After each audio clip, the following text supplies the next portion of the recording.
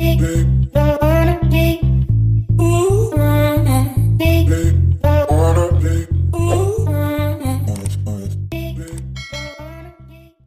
guys! Hi mga kayanis! Welcome back sa ating channel! So for this vlog mga kayanis, gagawa na naman tayo ng isang baon recipe na pwede mong ipang baon or pwede mong ipang ulam sa umaga or yung laging nire-request ng ating mga junakis. Since kilala yon as a chicken nuggets, pero ngayon is gagawa naman tayo ng tuna nuggets. So, try natin mga kayanis yung recipe na to. Actually guys, is marami na rin ako napapanood na gumagawa nito. Kaya, susubukan natin ngayon dito sa ating channel kung kumusta naman yung lasa ng tuna nuggets na napapanood natin. So, tara mga kayanis, samahan nyo ko. I-prepare natin lahat ng ating mga gagamitin.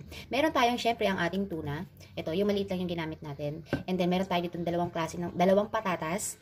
And then, carrots, sibuyas, bawang. And then, maglalagay ako mga kayanis ng kalamansi. Kasi, pagtanggalansa na rin siya. And then, mamaya gagamit din tayo ng mga pampalasa. And then, ng breadcrumbs. So, let's see mga kayanis kung kumusta naman yung kalalabasan ng ating tuna nuggets. Simulan na natin. Balatan ko muna mga kayanis itong ating patatas, no?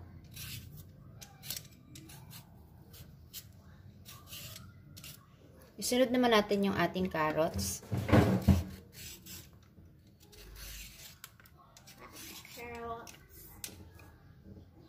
So, ito na siya mga kayanis, nabalatan na natin yung ating carrots at yung ating patatas. Pero ang gagawin natin mga kayanis, itong ating patatas, isihiwain na muna natin para mapakuluan.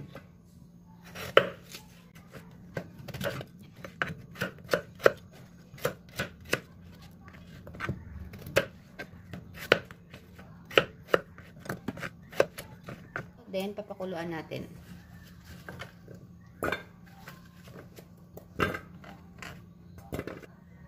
Yan ang mga kayanis. So, habang papakuluan natin itong ating patatas, gawin naman natin yung ating ibang mga ingredients.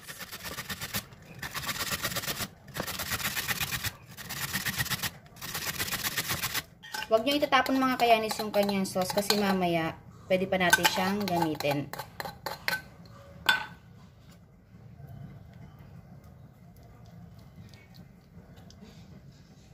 Kayanis yung ating patatas, kung okay na ba siya. Pag malambot na mga kayanis, pwede na natin itong patayin.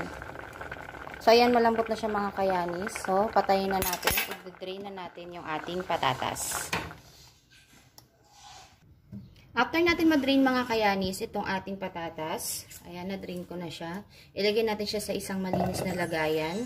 And then, gamit kayo ng tinidor, then imamash nyo lang siya ng ganyan. Or, kung mayroon naman kayong pang-mash, na tulad nito, ito, meron ako nito kasi yung baby ko before, nagmamash ako sa kanya ng food. Ito yung gagamitin natin sa kanya. Para mas mabilis. O, ayan. So, ngayon, i-assemble din natin siya. Dito na rin din sa ating bowl.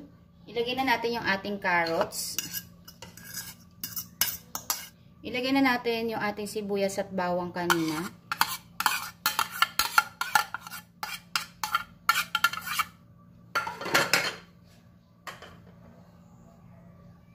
Then, ilagay na natin yung ating tuna.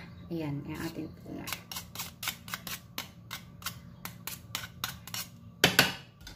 Then, magpiga na tayo sa kanya ng isang kalamansi.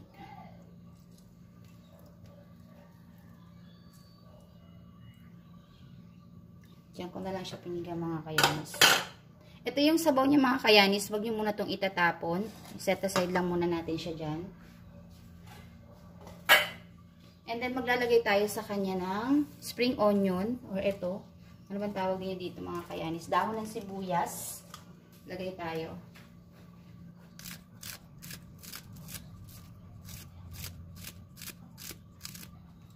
Lalagay din tayo sa kanya ng flour. Ayan, 3/4 cup of flour. Huwag niyo munang ubusin mga kayanis. Tignan natin mamaya kung gaano na siya ka-stick. And then, maglalagay ako sa kanya na itong mga kayanis na chicken breading sa kanya mga kayanis. Optional lang din itong mga kayanis kung may available lang din naman kayo. Para may kaunti na talaga, may lasa na talaga siya. So, ayan. Lagay tayo. Siguro mga kalahati na ito. Tayo natin lagay. To make sure mga kayanis na hindi sira yung ating egg. Ayan. So, ilagay na natin. Lagay tayo sa kanya ng paminta. Maraming paminta. Sa asin mga kayanis, dahan-dahan lang kasi naglagay nga tayo ng chicken breading. So, may tendency na maalat na siya or may tendency naman na kulang. So, ilimit lang natin yung ating salt. Maglagay lang tayo sa kanya ng konting salt lang. Depende sa inyo mga kayanis yung panlasa nyo. And then, i-mix na natin ito mga kayanis.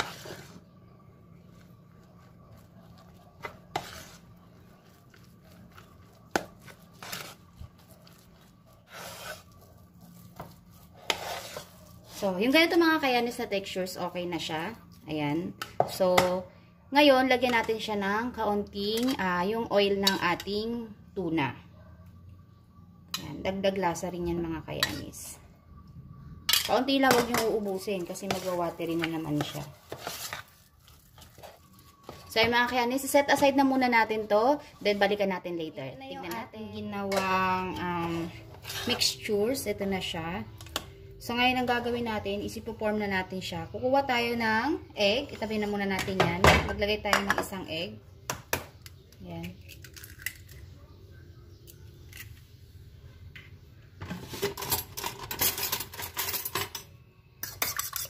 Beat lang natin yung egg. Ayan. And then, meron tayo ditong all-purpose flour. Kung gusto nyo lagyan ng timpla, pwede yan yung gawin. And then, maglalagay tayo ng breadcrumbs. So, nasa sa inyo rin yung mga kayanis kung anong brand ng breadcrumbs yung gagamitin nyo.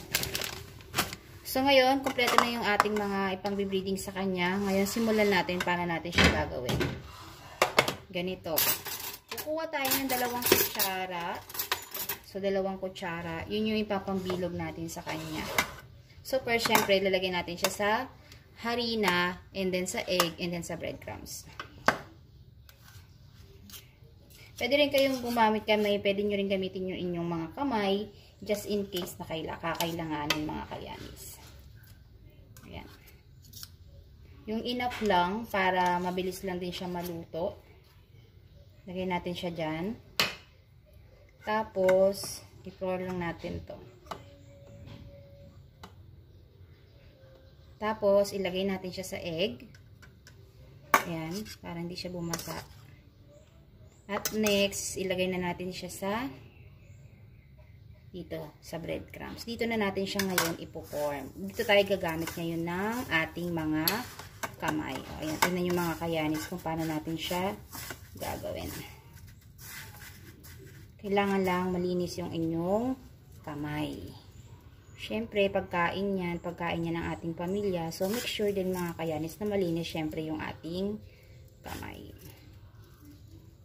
Nasa sa inyo mga kayanis kung anong klaseng shape yung gusto nyong gawin sa inyong nuggets. So, ayan. Pwede na to. Ganyan. Pwedeng square, pwedeng pabilog. Nasa sa inyo yan mga kayanis. So, dami-damihan nyo yung breadcrumbs mga kayanis para naman talagang mag-form siya. So, ayan. Then, set aside natin to. Gawin natin uli sa iba.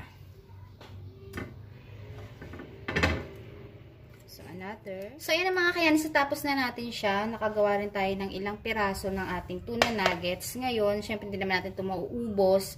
Ngayon, i-store natin siya sa isang lagayan. Lalagay lang natin siya sa ating freezer para tumagal. Siguro mga 1 week, kayang-kaya yan mga kayanis. Then, pag kailangan nyo magluto, magluluto na lang tayo. So, ayan.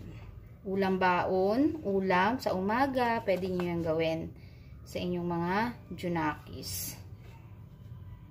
Ayan. Mas easy. Diba? Hindi tayo, kasi karamihan bumibili talaga tayo ng mga chicken nuggets eh. Ako talaga ganun mga kayanis, bumibili talaga ako. Pero ngayon, natututo tayong gumawa ng mga ganito para sa ating mga babies.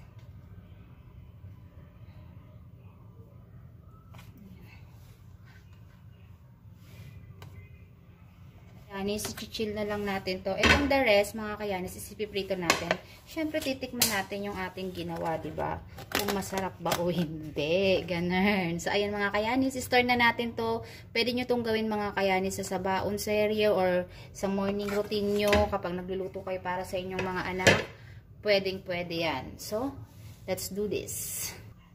So, ayan mga kayanis, nagpapainit tayo ng mantika ngayon. So, test natin kung mainit na nga ba. Kuha tayo ng peach, no? So, ayan, mainit na, no? Ilagay na natin yung ating tuna nuggets. Dahan-dahan lang mga kayanis.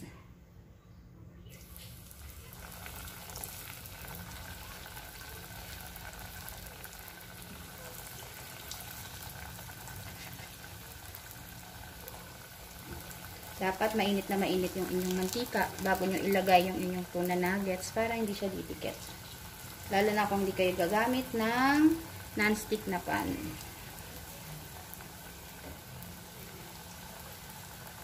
So, ayan. I-golden brown lang natin. And then, let's see. Magtitik muna natin yung ating creation. Pantusawang chicken nuggets ang nangyayari.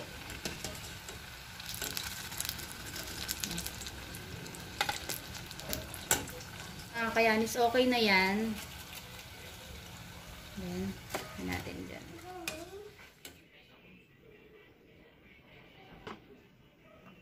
So, mga kayanis, natapos na natin yung ating tuna nuggets. So, ito na siya. Tikiman time.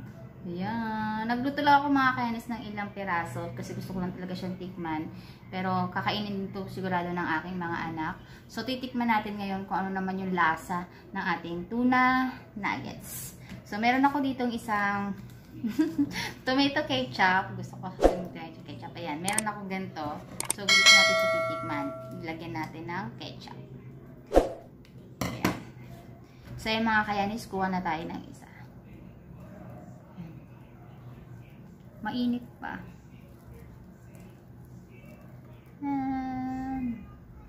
Wow, umuusok-usok pa siya mga kayanis. Tikman muna natin ng walang ketchup.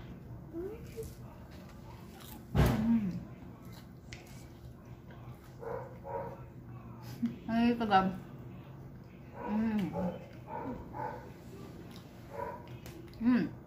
Sarap, malasa. Tunang-tuna mga kayanis. Then, lagyan natin ng ketchup. Ang sarap. Kain tayo.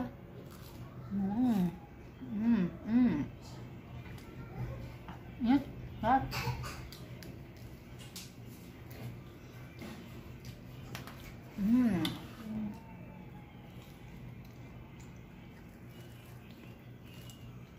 Ng baby. Kayanis, ito yung baby ko. Kumakain na rin siya ng tuna nuggets. So, is it? Wow! Do you like it? Yeah. It's yummy?